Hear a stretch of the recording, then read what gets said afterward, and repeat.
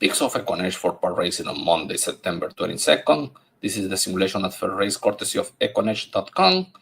Register your free user. You have there the QR code. You will get access to the best handicapping tool for the US horse racing. 3 free races per day. You can use that free user the time that you want before just subscribe. So, and you can check previous results. So you are losing anything.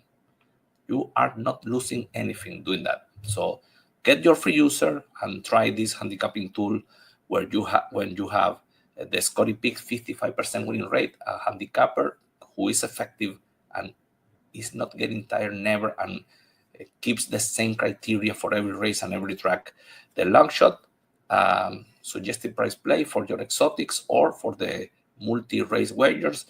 The win percentage and probability calculated based on stats is a quick way to see what are the main horses in a race, how equalized is a race or how polarized, the pace, the initial speed of each horse, the SOR, the competitive level. Higher means the horse was facing tougher competition, record and distance surface, the competitive level for those races, and at the right, the GSR, the pedigree of the horse in one number, especially useful in races on over 7 furlongs and more. So with that information, I will give you the picks that I got from my criteria using these metrics. In the first race, 2-4-7-3. And I want to remind you that it's in Spanish, but we are going to be broadcasting the racing at Horseshoe Indianapolis and Park Racing Monday, September 22nd. If you want, you can subscribe to this channel. You can tune in at 12:30 p.m. tomorrow. And I repeat, September 22, Monday, September 22, and watch our handicapping. Is going to be in Spanish, and also the races live here at Video Hípico, and also simultaneously because it's presented by Equinage. So Equinage on YouTube will be broadcasting this clip live tomorrow, Monday, September 22nd. So with that in mind, very quickly, 2-4-7-3 in the first race. You will see here the Scotty picks and the win percentage for each race and the other metrics. The number 2 looks very strong in this race. Is the top win percentage, top pace, top SOR, top pick. Everything is pointing this horse. Obviously, first time at Park Racing, a very particular track. But Michael Pino is training, so a good chance this horse is winning. The 4 is dropping class, running well enough, tactical speed, and the horses that are running well locally. The number 7, forget this race in the previous, a good victory in a similar level, and the number 3, a second place in the same level at this track. In race 2, well, that was a mammoth, excuse me. That was a mammoth, the second place. First time at Park Racing, that is the reason I put him as a 4 option, because first time at Park Racing and running at the same level. So I prefer to use the 2 that is coming from another track but was running against better. In race 2, 5-4-7-6. Kim Freud, Paco Lopez, Avila, very effective combination, as you can see, 50%. And this horse is going for a strong second. The 4 is the enemy, running well lately with apprentice Rivera, 115 pounds. Then you have the 7 that is going to be closing at the end, the long shot.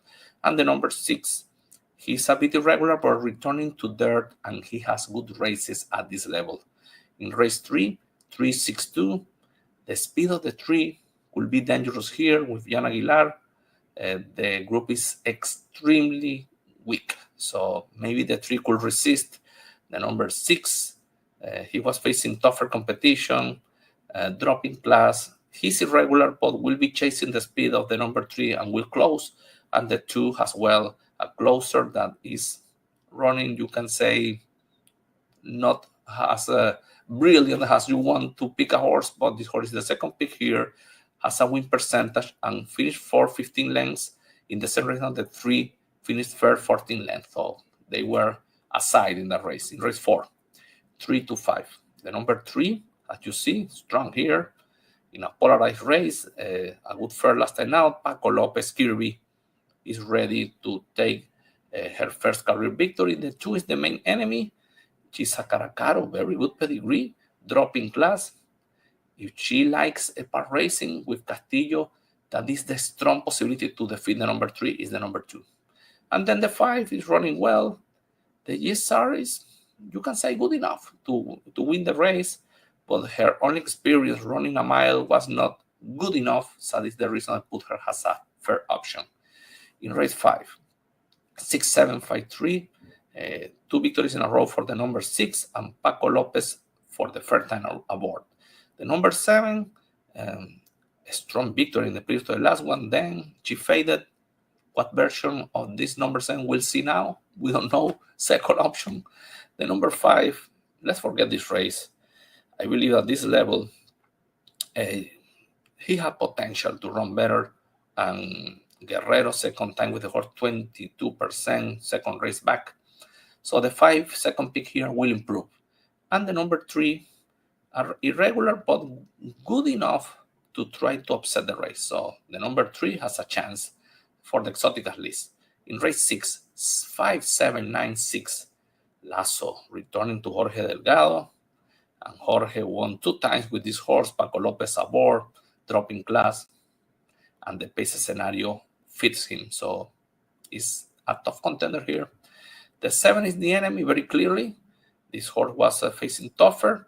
At this level, he has dominated in the past, but he needs to deal with all this speed of the 2, the 4, the 6. He's likely defeating them, but then he needs to deal with Lasso. Then you have the number 9 that is going to be a closing like in this race or previous races. So a fair option looking for a good payout. And the number 6 is coming for an extremely strong victory.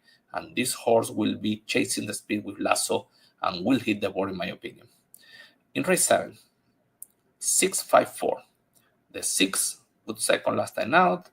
At this level, this horse is ready to deliver. Rivera, 115 pounds, is the horse to beat. Obviously, a horse that is winless in the last 8 times is not a 100% guarantee, but the horse looks good. The number 5 is running well, will be chasing. The number 6 that is dropping class a little bit, and that little bit could be enough. So it's the strong enemy and the 4. And had a bad start last time out, finished 6, was the favorite. At this level, he could do better. He's a slow, but with opportunity. That was at Delaware, first time up racing, but the GSR and everything seems to be right to improving this opportunity. In race number 8, 7, 1, 5. See the number 7 here and here in a race that looks for these 3 horses. She was facing tougher competition. She is a stalker, and the competitive level is according to the competitive level of the race.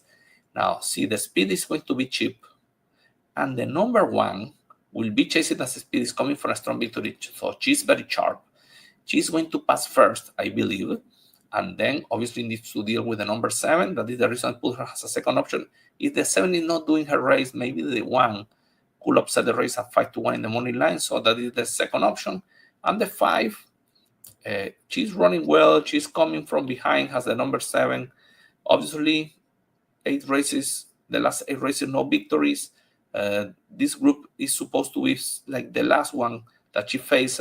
She will be there in the sector trifecta.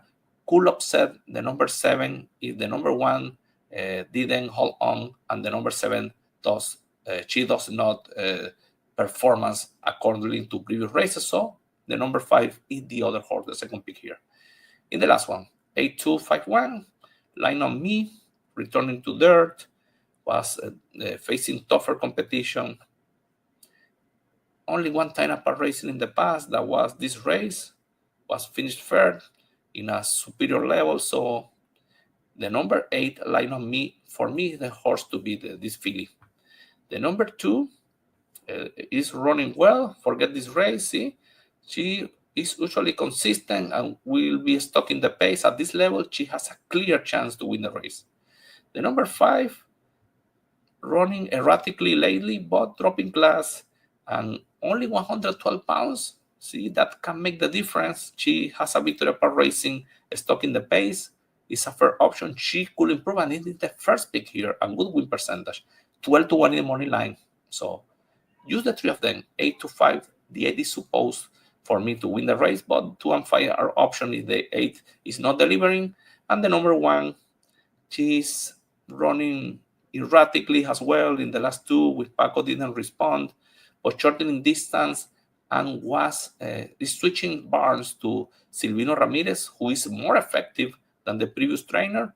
So I expect an improvement, and Michel Sanchez is riding the top jockey at Park Racing, the number one.